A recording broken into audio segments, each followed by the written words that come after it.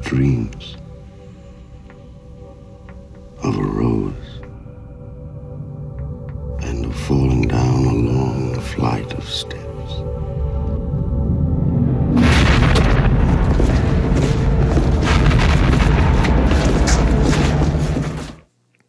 After the wild success of The Exorcist in the 70s, studios knew that they were going to want a sequel, and William Peter Blatty was only too happy to oblige. He was working on a screenplay. For whatever reason, that got shelved, stuck in development hell. What the world got was that horrendous Exorcist Part 2, The Heretic. That's probably more of a movie for the Portal B side of things. On $2 Horror, I just kind of want to talk about the Exorcist sequel that eventually got made in 1990.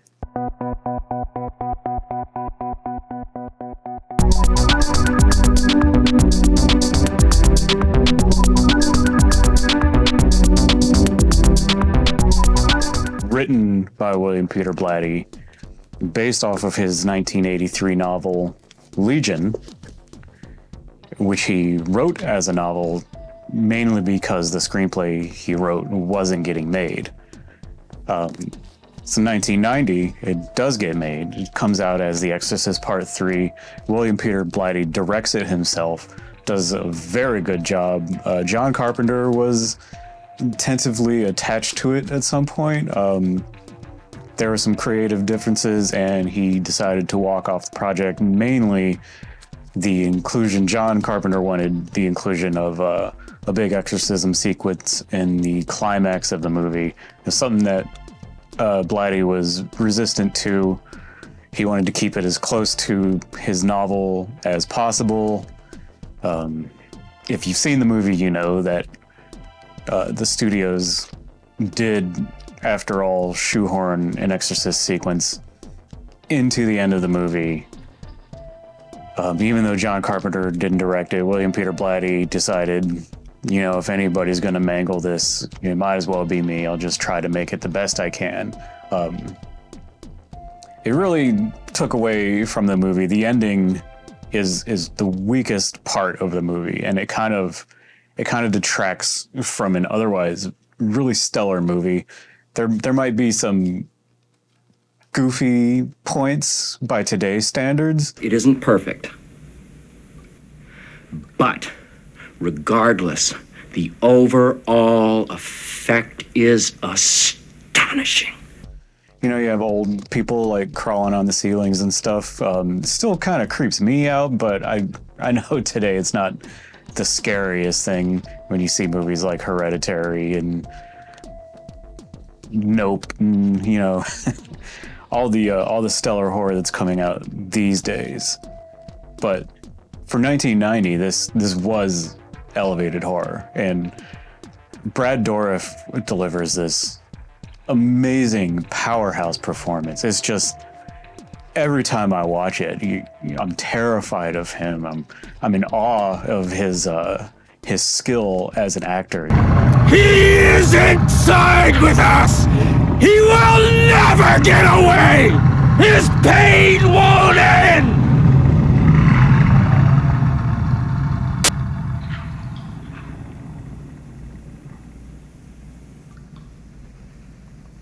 Oh, gracious me.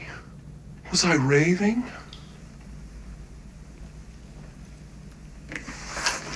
Please forgive me. I'm mad. George C. Scott gives his intellectual, sensitive performance the same thing that he brought to The Changeling, that same energy he brings to this movie. He's like this gruff poet. It's really a pleasure to watch him perform, too. Supposedly, the middle finger of the victim's left hand was always found severed, always missing. In addition, on the victim's back, we were told the killer carved out a sign of the zodiac, the Gemini symbol, the twins. That was 15 years ago. Go ahead, Lieutenant. Temple, why are you encouraging this? Shut your mouth!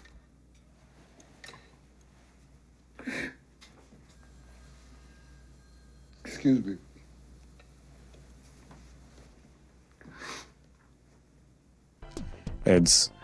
He and Brad Douriff are the reason I return to this movie so often. I love this movie, and it's their performances that really, really bring it home for me. Like I said, there are some very genuine, creepy moments in this. Try to make a good confession. And remember, Christ forgives us all of our sins. Only little things. Nothing. 17 of them, Father. The first was that waitress near Candlestick Park. I cut her throat and watched her bleed. She bled a great deal. It's a problem that I'm working on, Father. This movie is part murder mystery, part possession horror. So the plot is Lieutenant Kinderman. He's a character from the first movie. The actor who had played him sadly passed on in 1976. Happily, we gained George C. Scott in the role of Lieutenant Kinderman.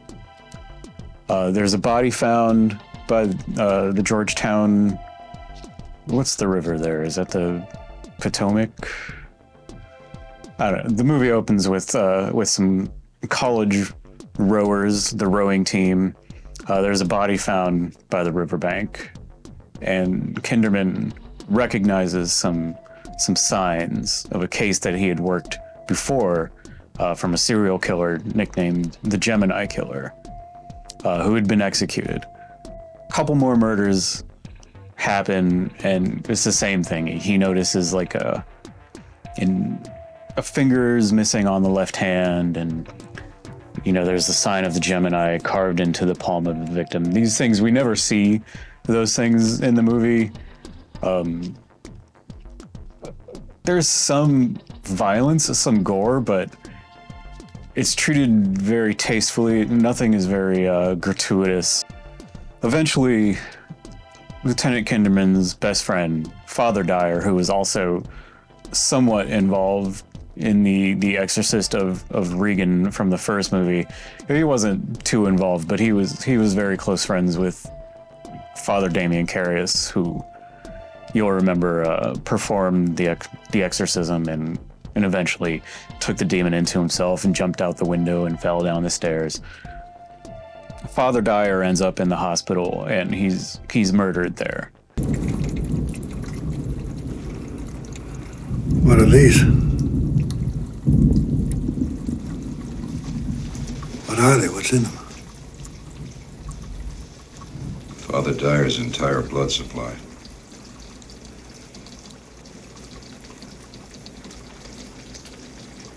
What?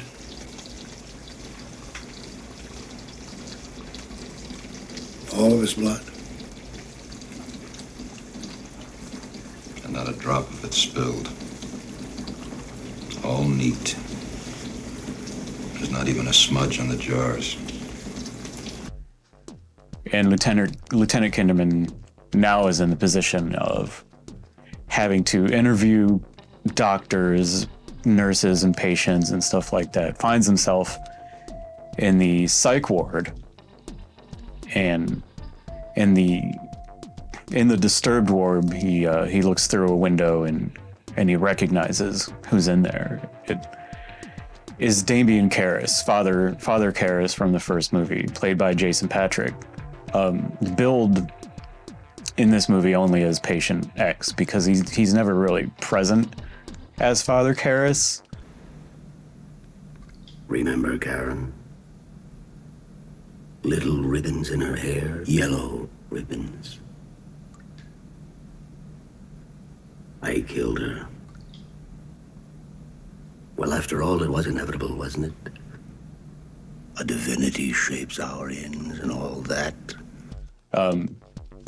Turns out, I don't want to spoil too much for you, but it turns out he's possessed by this Gemini killer that had been executed, that Lieutenant Kinderman had worked on the homicide case, back in the day. Like in the original Exorcist movie, where it has Father Karras talking to Regan, the possessed child, and having these sort of back and forth interesting conversations. The same thing goes on here between Lieutenant Kinderman and Patient X, who's sometimes played by Jason Patric as Father Karras and sometimes played by Brad Douriff as the Gemini Killer. And in these parts of the movie are just amazing to watch. The performance that Brad Douriff delivers is astounding. Nothing short of brilliant. He's so powerful in this role. It's so chilling and haunting, and it's just, I never get tired of watching this movie. Really, I watch it once a year, easy, and it's as effective every time I watch it, I think. Incidentally, who is this Damien you mentioned? Don't you know? I know nothing, except I must go on killing Daddy. I must shame him. Are they calling these Gemini killings in the papers? You must get them to do that, Lieutenant. It's important. The Gemini is dead. No, I am not! I'm alive! I go on! I breathe! Look at me! But Scream Factory had the rights to this in, I think it was 2013, maybe 2016, somewhere around there. I forget. I'd read it earlier. But they released a director's cut of this movie that was closer to the vision of William Peter Blatty, his original vision. He had shot the ending the way that he wanted to, but apparently a lot of that footage is just gone forever. It's lost. And so there's a version released by Scream Factory that you can get that is closer to how William Peter Blatty wanted it to end. I haven't seen it myself. I've heard it's really not anything special. It's not any more effective. It's not any better than the ending that was released by the studio. This movie co-stars Ed Flanders as Father Joseph Dyer, and he's sort of the comedy relief of the movie. He's our biggest benefactor. Oh, yes. What did you say to him? Jesus loves you. Everyone else thinks you're an asshole. Father President. Good morning, John. Backache. Do we really have to have our own Olympics?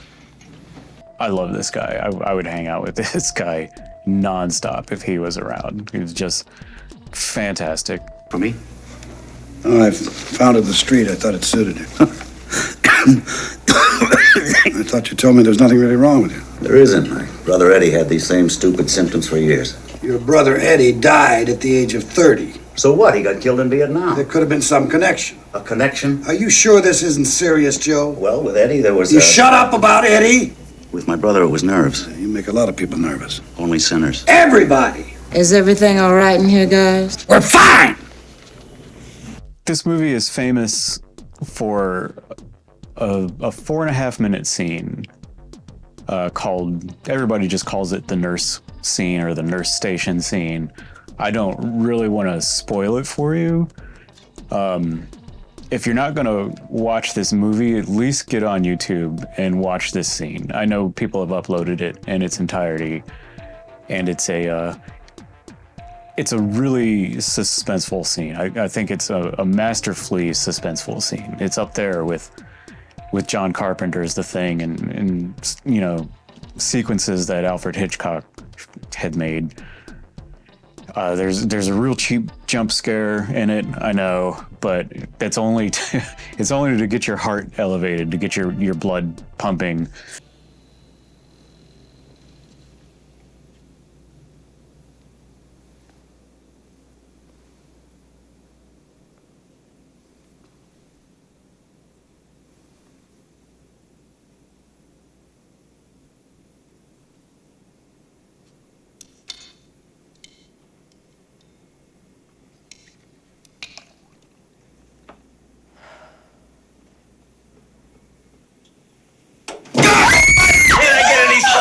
What the hell do you want?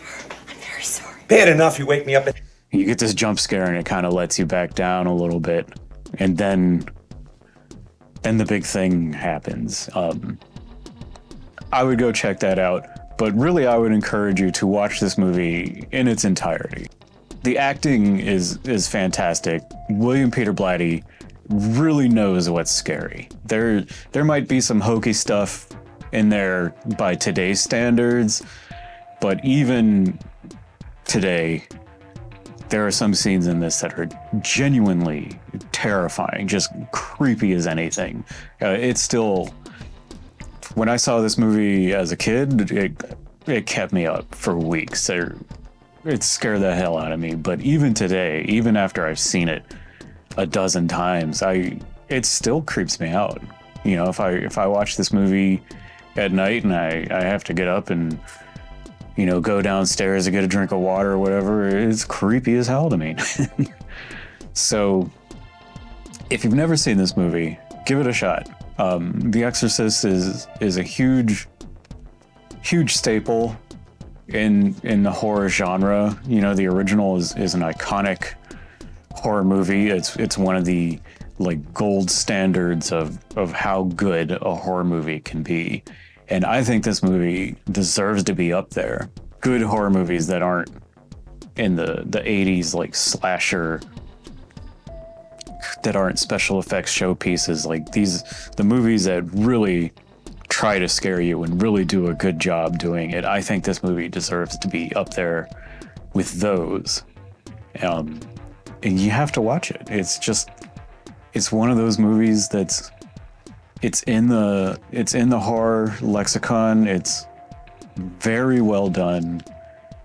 Everybody does a great job in it, and it's an absolute pleasure to watch this movie. I highly recommend it. Give it a shot. I'm Matt Eddy. Don't let anybody give you shit for watching horror movies because their world sucks, and I'll see you next time. So long. My wife's mother is visiting, Father. And Tuesday night she's cooking us a carp. It's a tasty fish. I have nothing against it. But because it's supposedly filled with impurities, she buys it live. And for 3 days it's been swimming up and down in my bathtub. Up and down. And I hate it. I can't stand the sight of it. Moving its gills.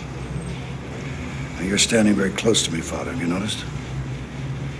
Yes. I haven't had a bath for 3 days. I can't go home until the carp is asleep. Because if I see it swimming, I'll kill it. Apparently Jeffrey Dahmer really loved this movie, so do with that what you want.